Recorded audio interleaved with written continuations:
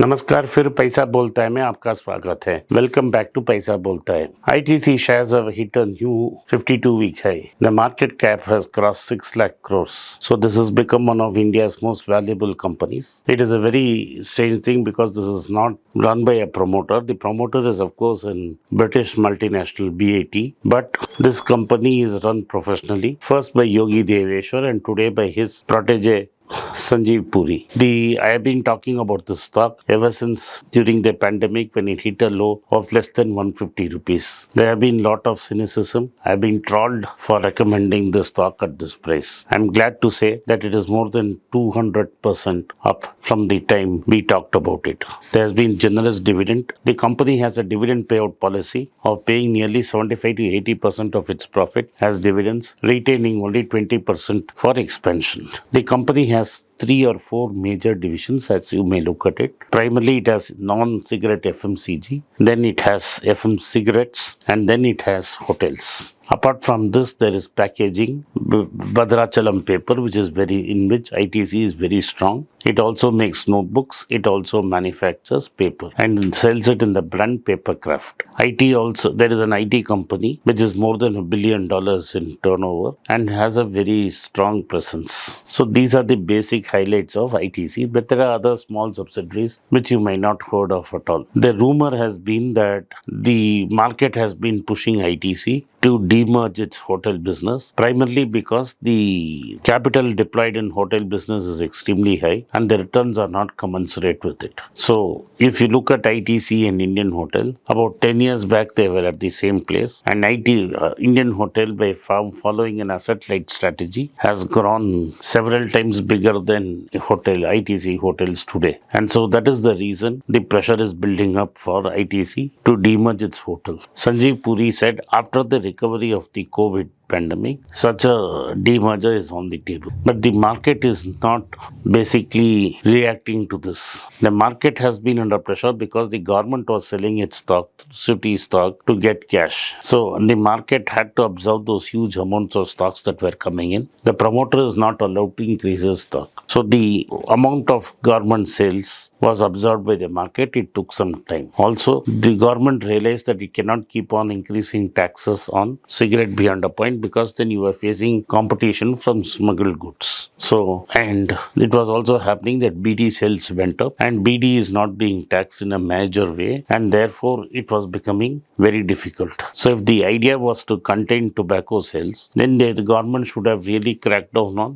BDs also. But since Tenduli farming is a major constituency, no government of the day is willing to crack in BDs, and therefore they have been punishing only cigarettes. But after a point of time, the government must have realized it's counterproductive, and the government, in order to contain tobacco consumption, has already banned FDI investment in cigarettes, has not allowed foreigners to market cigarettes in India, and therefore there is a big moat for ITC. ITC is a near monopoly company in cigarettes, and with the only competition is from VST and Golden Tobacco. But the problem at this point of time is that cigarette demand may stagnate, and over a period of time, cigarette demand may vanish. So what ITC has been doing is taking the profits it's made of cigarettes and investing it into other segments. It has sold off some segments. Sometimes it's a big mistake. They sold Sundrop oil, but they also created a apparel brand called John Players, which also they sold. So, but they have had very successful investments in food, where they have integrated backward from the farmer to the fork. This they did it by innovating and creating an e-chopal, where the prices delivered at the mandi was shown to the farmer, and at their doorstep the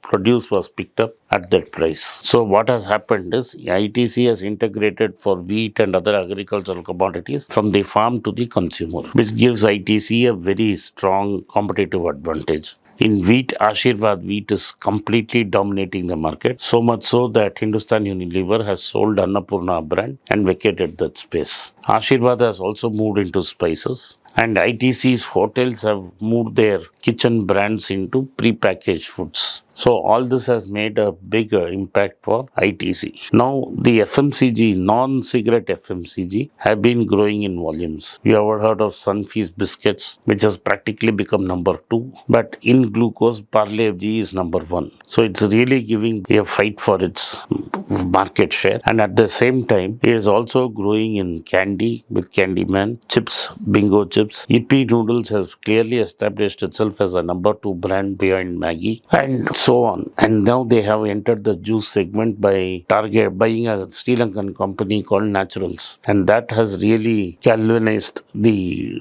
ITC foods. And it looks like after the other, ITC will become the second largest natural juice player in the market. So there has been a targeted segments in which ITC has been focusing. Like to fight Dettol, they bought Savlon. So ITC has been using both organic and inorganic methods to grow. By inorganic, I mean they are willing to do a lot of acquisitions from a spice company to a yoga bar and so many things. So ITC is firing on all cylinders. The company has no debt. It has a lot of cash flow coming. So you will be able to get generous dividends of 14 to 15 rupees every year. And if you had bought it sub 150, you are getting a 10% return. It has both the features of a bond. Like a bond, it will give you 10% return. At the same time, the capital expense. So you make money on the capital expansion also. That is how we targeted ITC as a company. Today, the same analysts who were saying at 150 rupees ITC was a bad buy, today are willing to recommend a call that ITC will go to 525. But let us look at what is a fair valuation for ITC. ITC even today is trading at around about 30 times earnings, give or take 3 or 4 points. The competitors of ITCs are trading at multiples which is 2 times this. So there is a possibility that ITC will go to 850 to 900, but it may not happen in the short term. Like we had to wait for a long term